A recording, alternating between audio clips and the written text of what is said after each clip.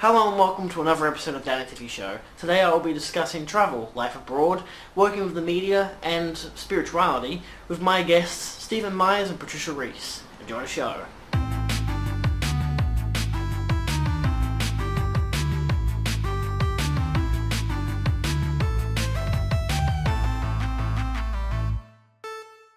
Hello Stephen, hello Patricia. Hi. Welcome to that Interview Show. I know, it's a generic name. Don't argue, it's fine. So today we'll be discussing spirituality, working with media, travel and living abroad. So firstly we'll discuss travel. So Stephen, you were born in Australia. How much of the world have you travelled?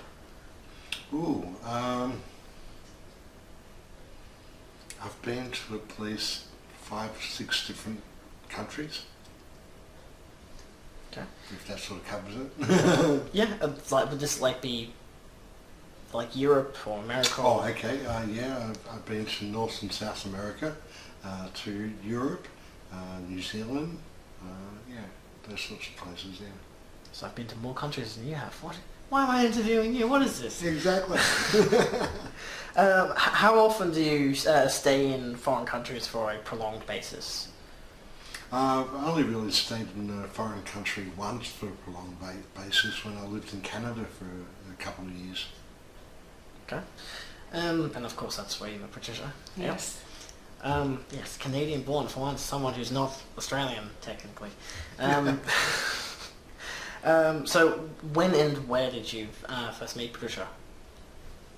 Well, we met online initially, and then I went to Canada and we met physically there, if you like, yeah. Okay. So it wasn't just a random run-in at a supermarket or whatever, it's just No.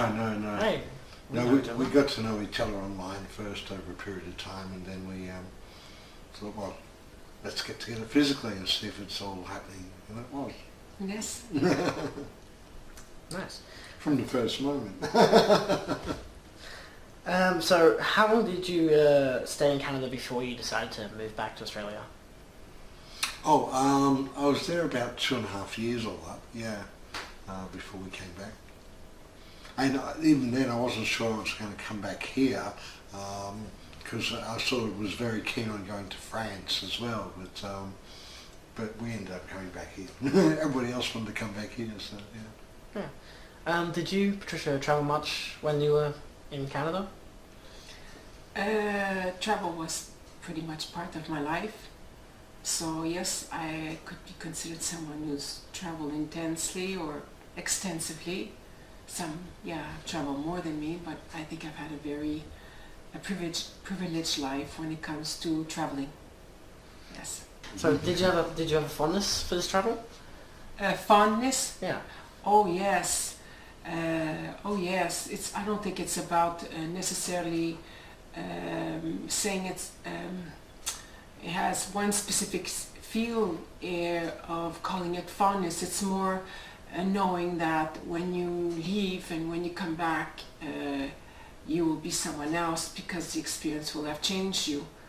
And since I love changing experiences in my life, it was a way of doing this, going somewhere and inhaling their own aroma of life and coming back much more enhanced.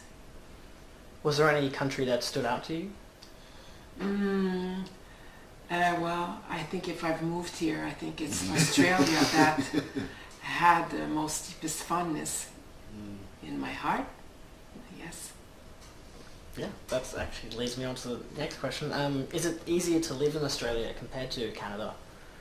Oh, I don't think anyone should compare any country to any country because the flavor of each one is very unique and it's not meant to be compared, it's meant to be experienced. And if you keep your open mind, then it means you can open your heart to and allow for all the perfumes of each country to imbue your soul, and then you move on forward and try something else. Okay, well in general, is it easy living in another country? Well, this one has definitely privileged me in my heart due to my companion. So I could say that Australia has been most favorable. I must underline that the people are cherished beings on this planet. I think the innocence of the heart that still reigns here is what makes it ultimately the best place in this whole world right now, because it hasn't been spoiled by many things, but has allowed itself to continue progress on in its intimacy and in its innocence. And this is what is really dominant and predominant of this continent and this world, and it should be cherished and held to heart and kept in contemplation very deeply within. It's very important. Australia is actually a very spiced, amorous flavor to the world. We enhance the world. So you can definitely say that living in another country or just even travel as a whole has just changed your Always, perspective? yes. It changes. Every time you leave, you know you will never come back the same. And that's why most should make an effort to try and travel wherever it is. It doesn't need to be far. It just needs about moving out of one's circle of pacifying, if you want, momentum that we're used to. There's an old saying which goes, travel broadens the mind. It actually expands the soul. What about your kids, who are now adults? How's their experience being moving countries? Amazing, wonderful. It's been life-changing. They go from one component of behavior to a new one. So what does it mean? They have had to adjust in every momentum in their life onto a new account of self-well-being. And they have. So now they're most happy and they feel empowered and changed and interchanged. And it's allowed them to take their own flight, if you want, in life with much more solidity, enthusiasm and perseverance, if you want. And there's no more condemnation of themselves. It's only about approving who they are now. So it's quite amazing. It's been a fascinating experience for them. Very beautiful to see as a parent. How many languages do you speak? Together, well, we're English together. I'm a French and English person, so we allow for that space to exist sometimes. Yes, because I've noticed you talk. It's Quinn, right? Yes. Yeah, Quinn, right.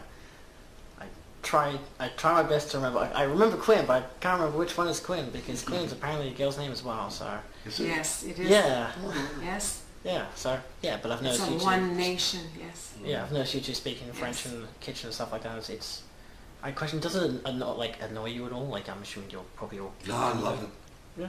I love it. Yeah, I actually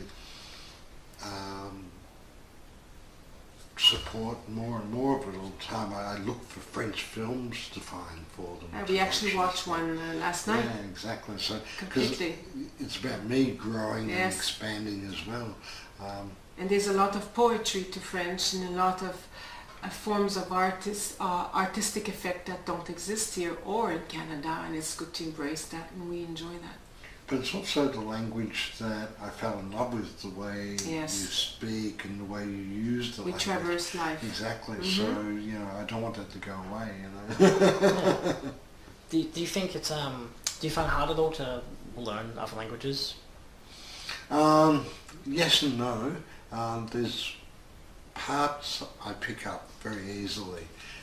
There's other parts that are difficult. Yeah. I always make the joke that I learned Italian for 9 years and all I can remember is numbers. But I can still remember ciao.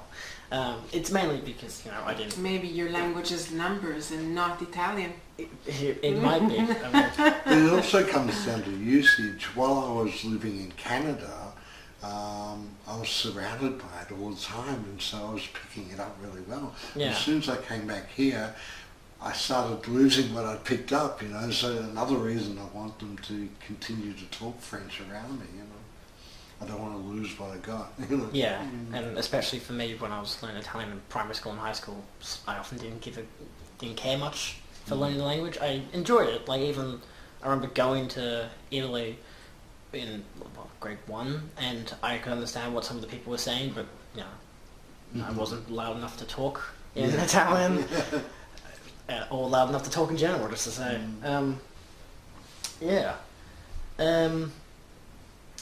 want to see if I can go off script, because I want to talk more about you living in Canada, because I don't live in Canada. Is there anything I maybe could say fantastic about living in Canada, or being raised in Canada? Lots to say. You want me to say it? Yeah, please do. Okay. So you're asking me what is fantastic about Canada. Canada is a devoted space on this planet that has kept a part of innocence of its conscience, but at the same time under due influence of brothers and sisters, other countries surrounding it. It's been forced to grow up very quickly and take its place in the world, but has allowed itself to remain an absolute being by its own consciousness. So that means what's reflected back in its environment is you've got majestic trees and landscape, and it's a very vast country, it's very widespread, and it's got packets of uniformity of humans living together, and then you've got vast plains of nourishment and majestic counterparts, naming mountains. So it's quite an amazing country. I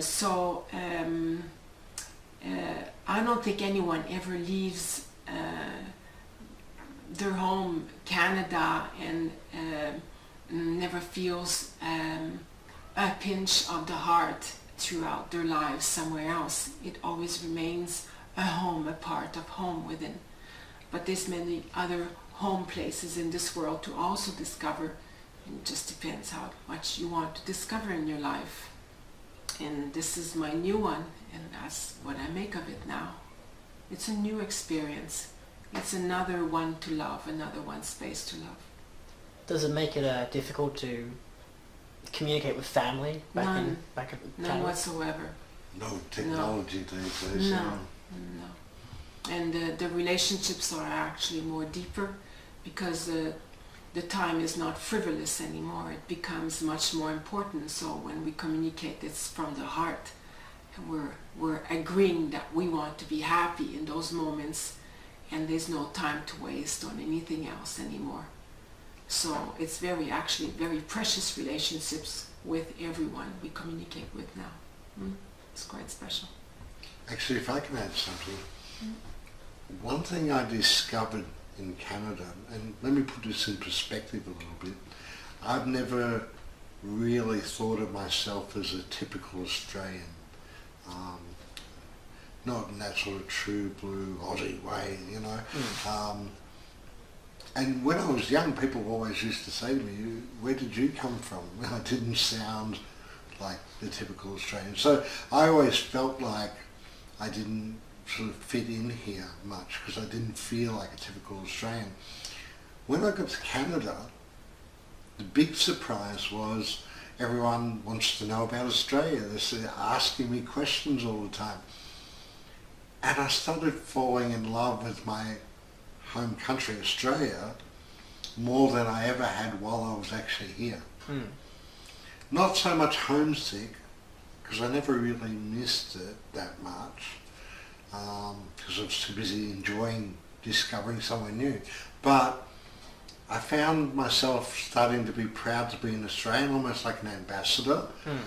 One of the highlights was we were in Kennebunk in the US, and they were playing football, their type of football, on the beach.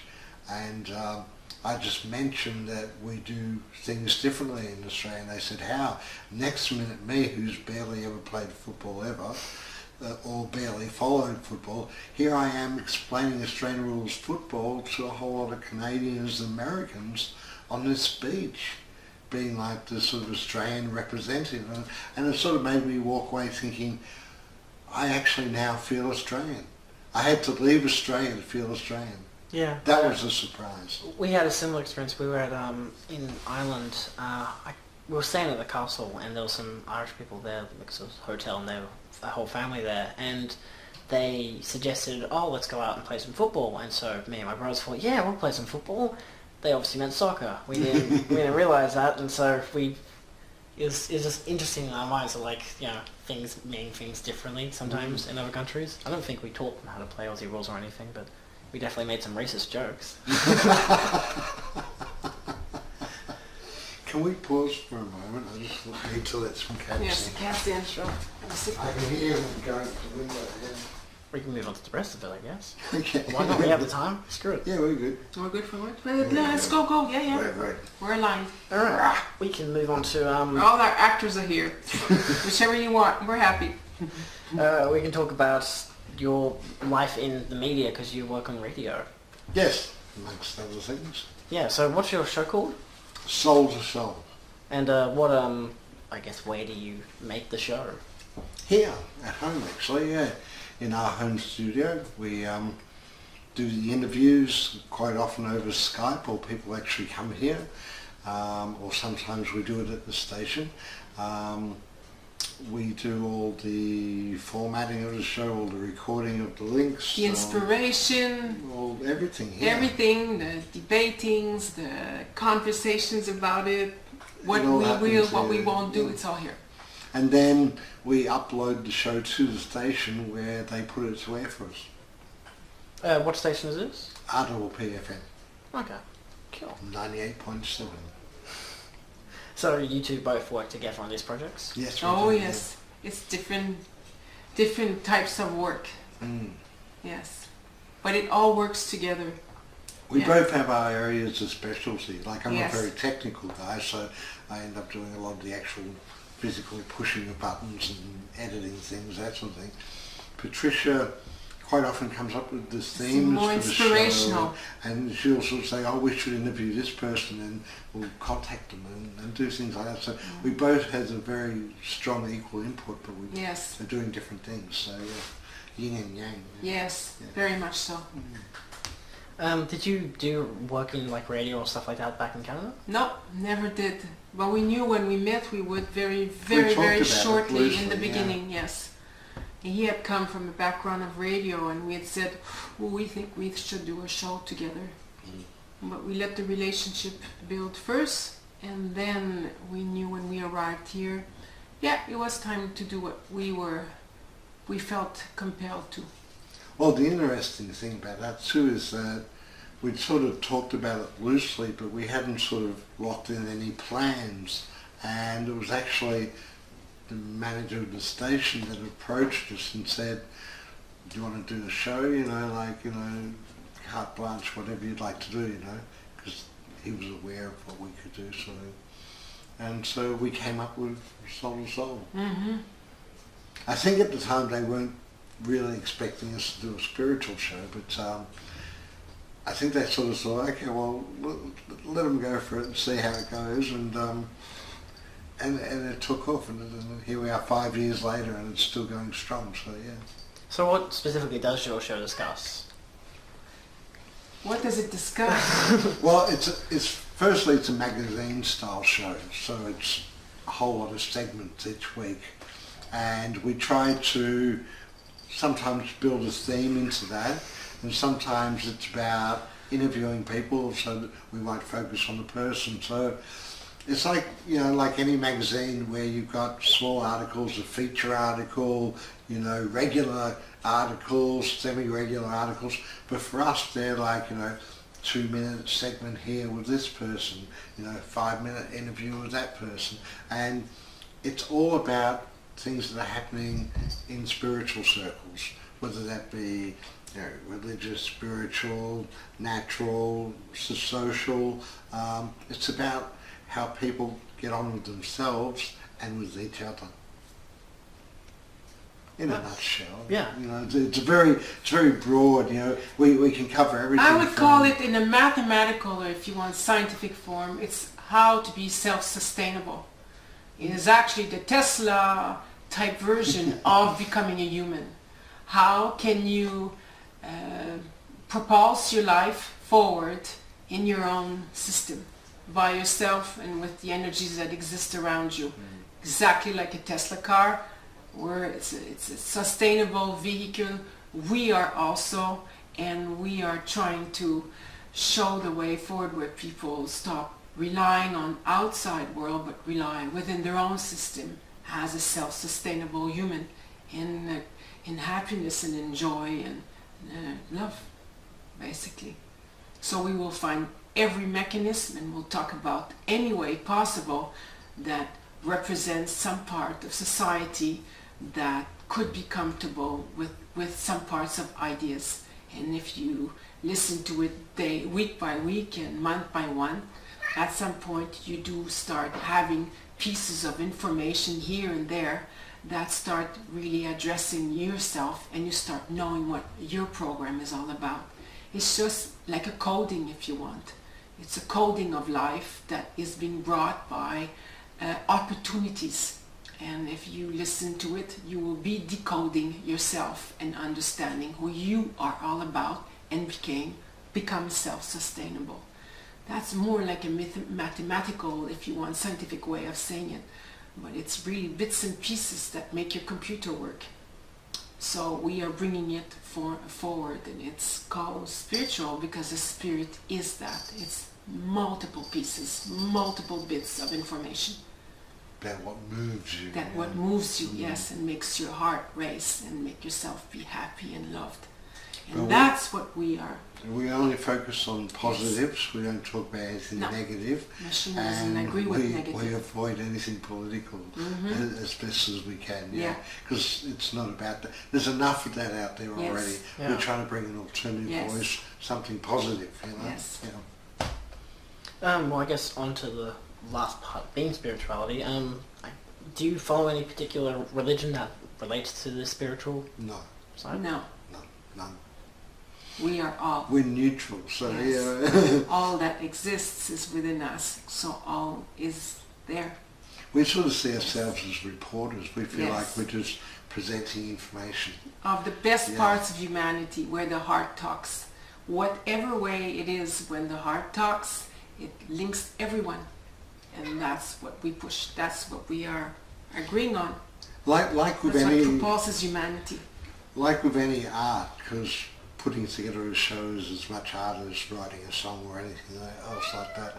There's an element of trying to be detached, so it's like what we're presenting doesn't necessarily represent our views or our opinion.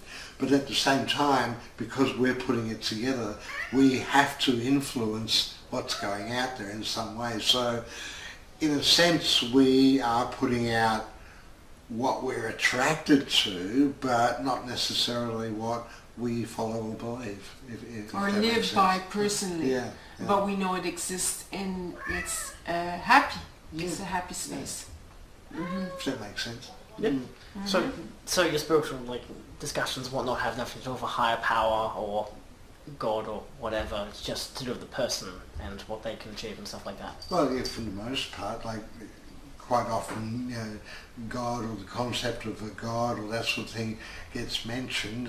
It's very hard for people to sort of have spiritual discussions about that coming into it at some stage, but it's not the focus of things, no.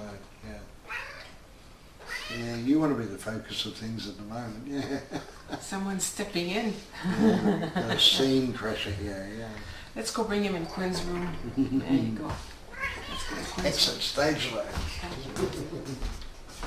So, it makes me question, which one of, were you more spiritual at first before Stephen, or did you convince him into it, or were you both just naturally in this kind of stage of? I think it's simply about how everyone awakens.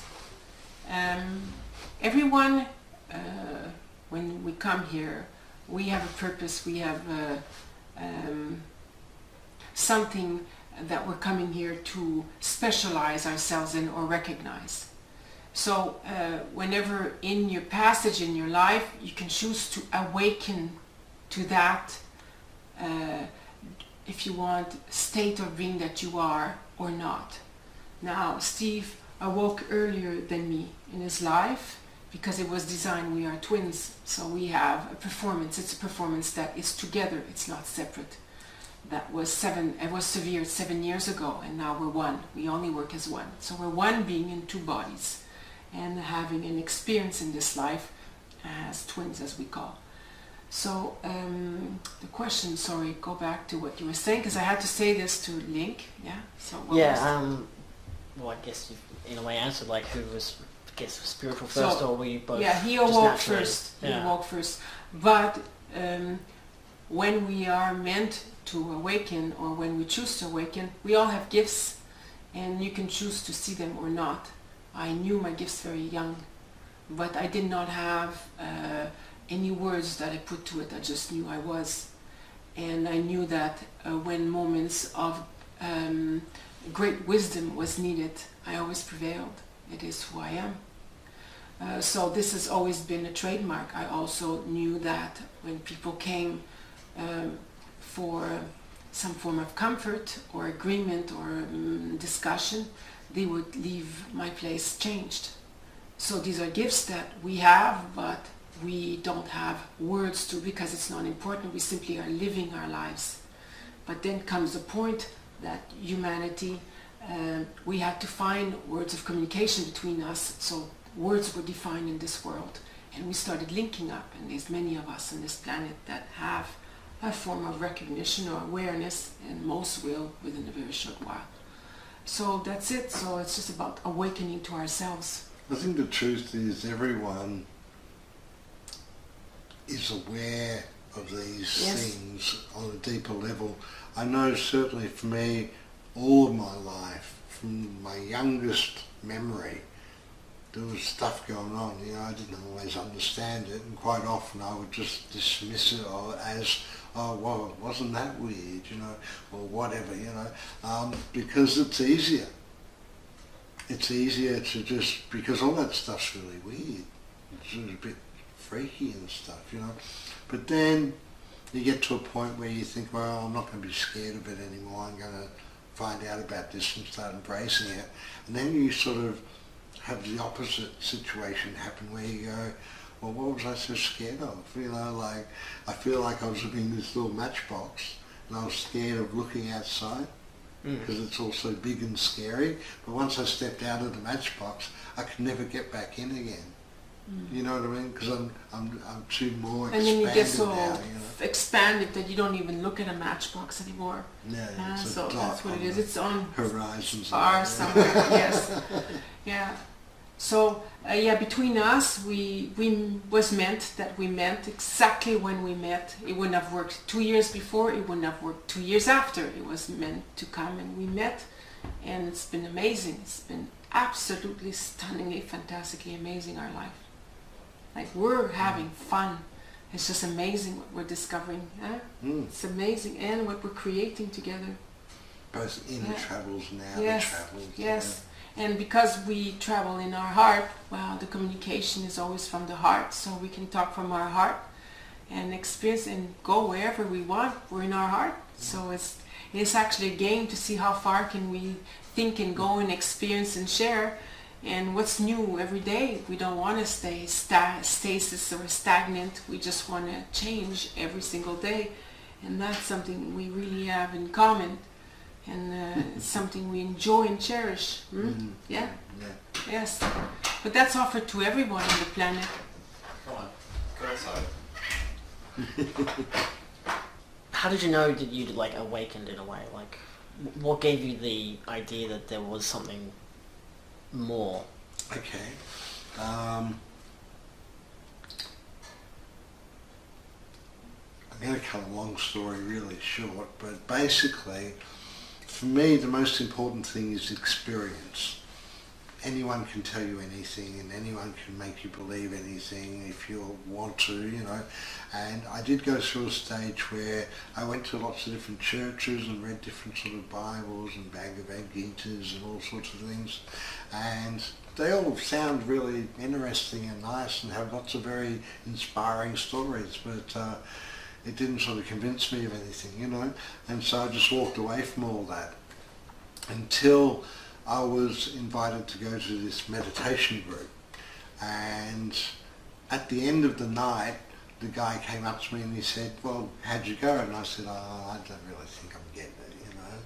He goes, well, what happened? I said, oh, well, I just feel like I do when I'm sort of like writing music, you know, like when I'm writing music I go into this like timeless zone where I don't know what the time is anymore, I just get lost in what I'm doing. And he said, that's it, you were doing it. I said, well, that's meditation. He goes, it's a form of meditation, yeah. Staring into a fire, looking at the stars at night, just being in a moment and getting lost in it and being out of time. He said, that's it. I said, I already do that. He goes, congratulations. and that's when I sort of thought, oh, okay, you know, because I don't know what I thought it was, you know. And that's the thing, you always think it's something. It's going to be like some sort of bizarre thing, you know. And it's not, it was something I was already doing, I just didn't know, you know. So once I sort of owned it, if you like, and sort of became aware of what it was I was doing, once you become aware of something, then you can sort of start training yourself to do it better, to go deeper, to start exploring other levels of it. And that's what's happened over the last 30 years, yeah. Well, to me it wasn't that. Me it was what you think it was. Contrary to you. Yes, I know. See, I was not aware that I was aware. And then one day I heard the word Shasta. And I don't know why, I just said, ooh, I have to travel there. And I wondered, what is Shasta? And I was hoping it was going to be an exotic mountain in Europe, skiing, and you know, the whole thing I had in Val d'Isère, and you know, I was hoping for that. And it actually was a mountain in California, Shasta, Mount Shasta. And so it was great in a way. It was a deception for me because I was hoping to use an excuse to go to Europe, but actually I ended up in California and it's close to home, so it wasn't like a big deal.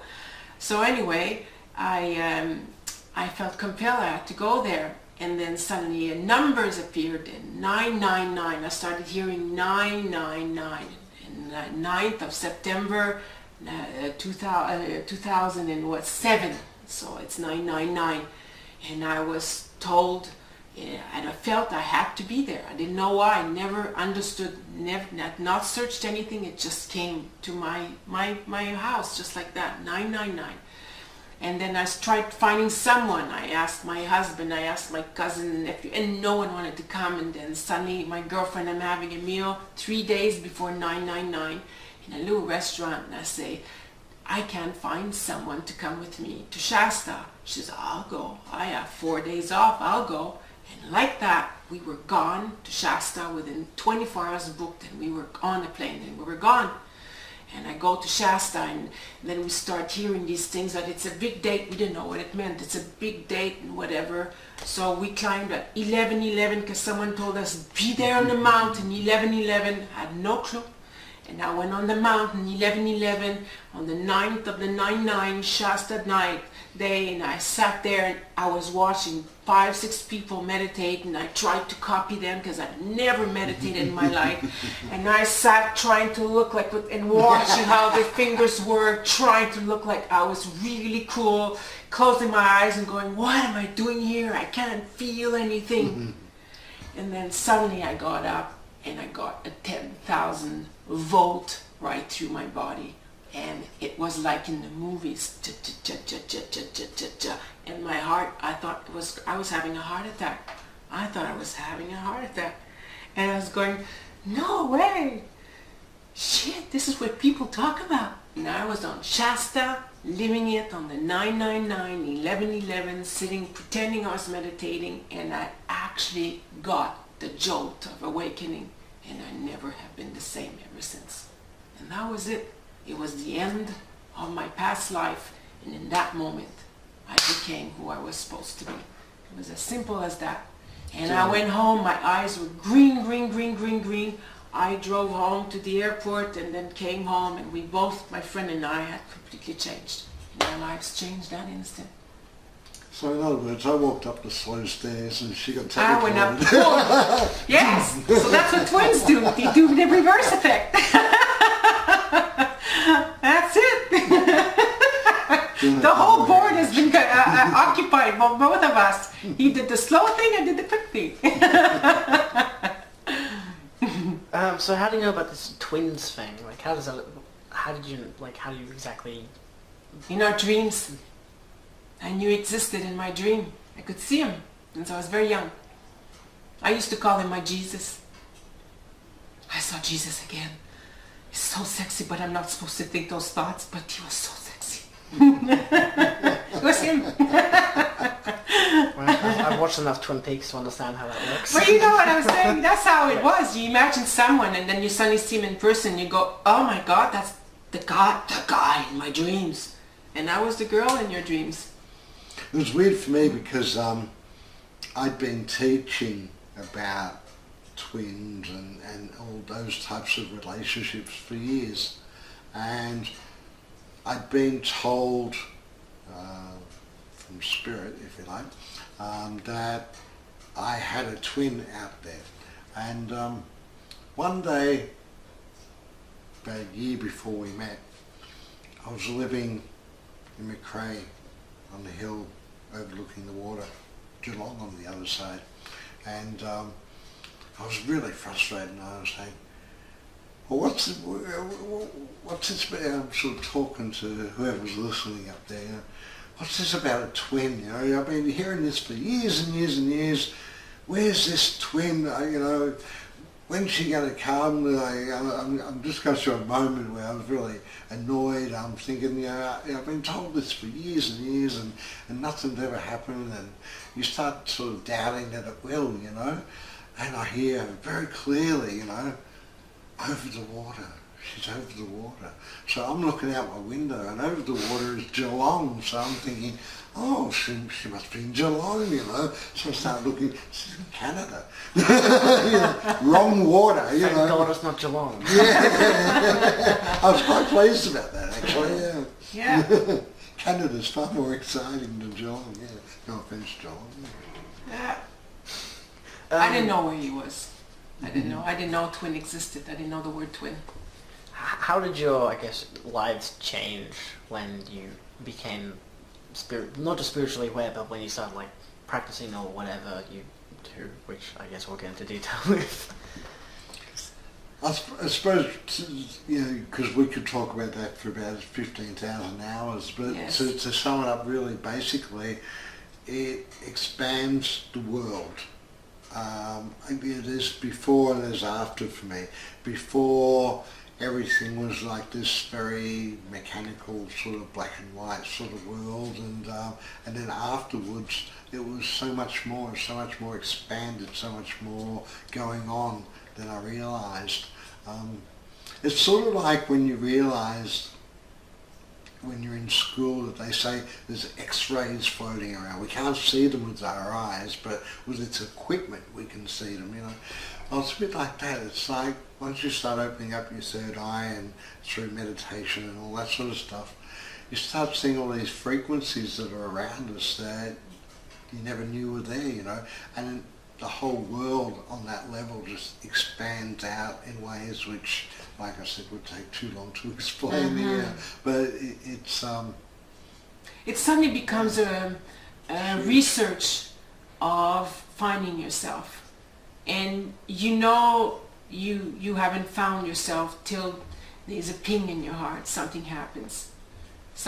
There's a knowing, there's something very profound, but till you get to that place, you are searching for it, and that's what everyone is compelled to through their life, is to seek that place that is your extraordinary, your wow spot, your wow. There's a spot in you that you know that, ooh, when you touch it, it's yours, it's your thing, and that's the seeking. But once you get there, you have to, you see other things, and you discover other things, and then you become aware of, well, how am I supposed to live back in a human life or a normal life when I've seen all these things? And you find a balance. yeah.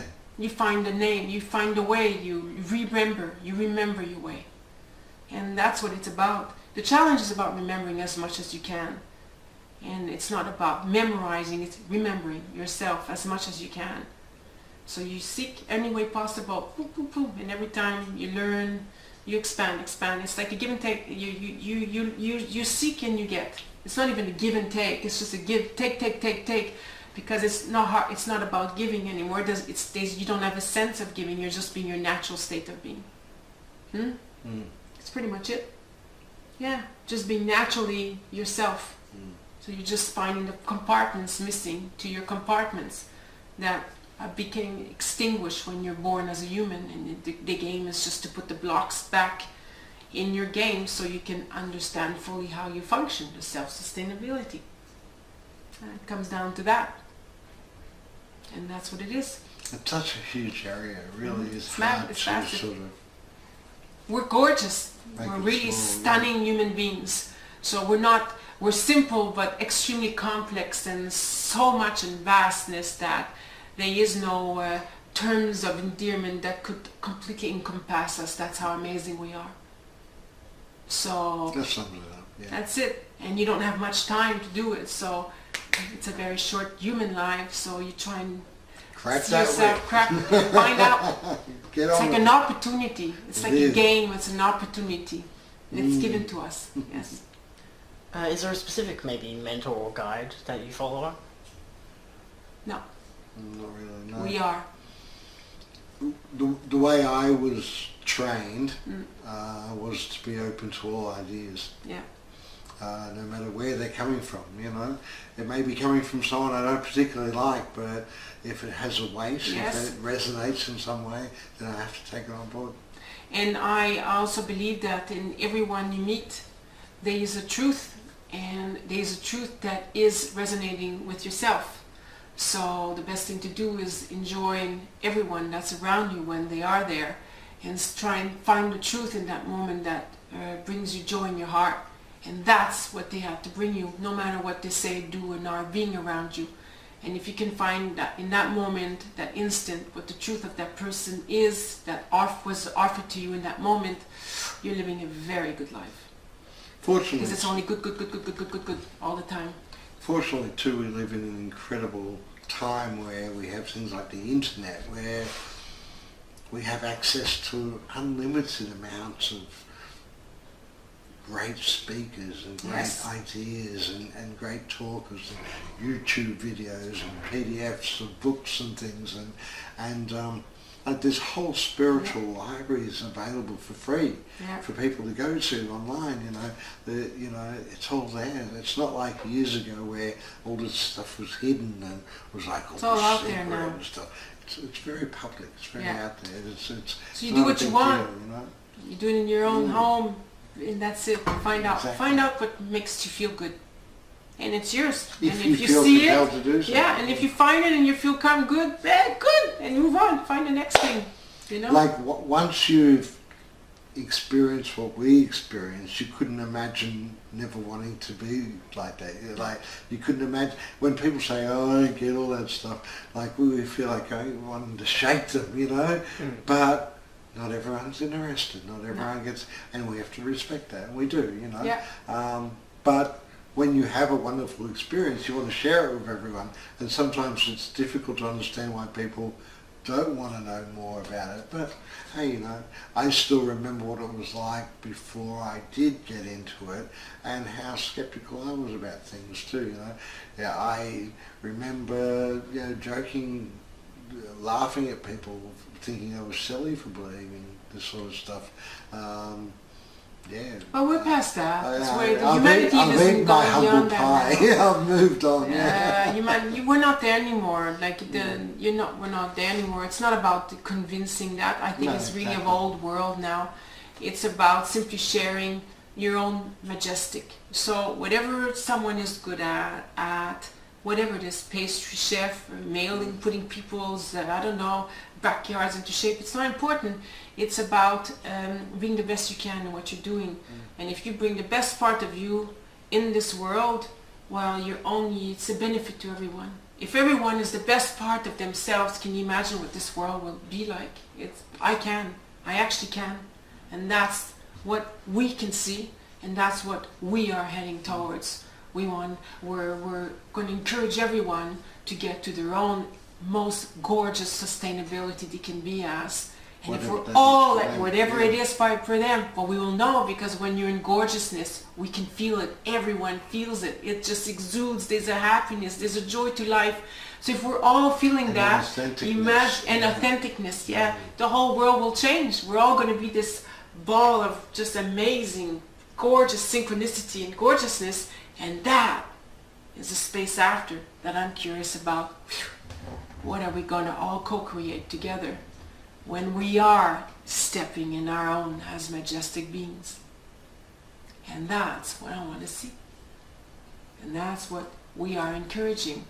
Become your own most gorgeous space you have, whatever it is. And we will know because you're rejoicing and we will too. That's how I see it. So that's what motivates Yeah. the radio show and the website, all the other stuff, yeah. Yeah. Are there any like texts or manuscripts or anything that you can like I guess maybe anyone could read to learn about this kind of stuff? Like, did you use anything in particular that taught you about any of this? Oh, there's tons and tons and tons of stuff out there. I suppose the early stuff that I read was Bashar, the Jane Roberts material. All that was really amazing. The Seth material is incredible. That was where I started, but there's lots of places to start. You know, it could be The Prophet by Carl Gilbrand, it could be all sorts of things. There really is an endless stream of stuff out there. You might even come at it through things like Terence McKenna and psychedelics, that sort of thing. Like, Plato. You know, it's all there. Yeah. Voltaire writes a lot about this. Conan Doyle, not the Sherlock Holmes stuff, the spiritual stuff. Whole heap of stuff there. I guess any really final words of advice, like for either travel or for spirituality? For travel, the only advice I'd give is do it. Oh yes, from the heart, go, do. Absolutely. Do as much as you can. And, Yes. And You always come back feeling whatever avoid it is. package tours, get to know the people. Yeah. Yeah. And Walk the streets, Yeah, have fun, that's what we do. Yeah. taste the food, sit on a coffee shop and just take it all in, Go down you the know. back alleyways.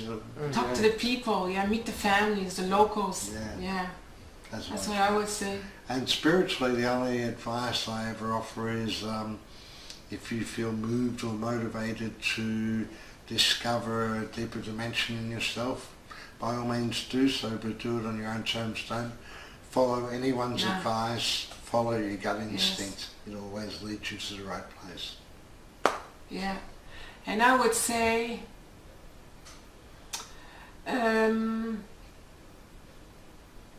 follow that pinch in your heart that is uniquely yours and that you respond to, and that you know when something extraordinary is about to happen or happening to you.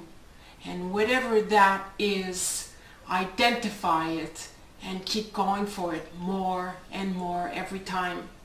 And that will define you ultimately as one amazing supreme being in the end of your life. If you keep doing that over and over again, because it's impossible not to manifest an astounding life, because you're following your heart and you're following your beacon, your beacon of performance. It's just, it reigns in you. And don't let anyone ever take that away from you. And no one can actually, because it is your identity. It's your thing, it's your ping in the universe. It's your ping, it's the sound that ping, and all universe knows who you are. Because it's an identity you have, it's a high performance, it's an illumination that belongs to you. It's you in a state of love, not in a state of fear. Exactly. Yes, that's very important. Yes. Ultimately, that's it. Yeah. Oh, that's all the questions I've got. This has been Thank you. quite nice. Thank you so much for joining me. Cool. Our It's pleasure. all good. Awesome. Thanks for watching another episode of That Interview Show. If you enjoyed it, please feel free to like, share, and subscribe for more. There is a link in the description to the That Interview Show playlist, where it has many more interviews, and there are more to come as well. If you want to see or listen to any of Patricia and Stephen's work, there will be links in the description below to Facebook pages and websites and whatever. Other than that, have a good day. Adios.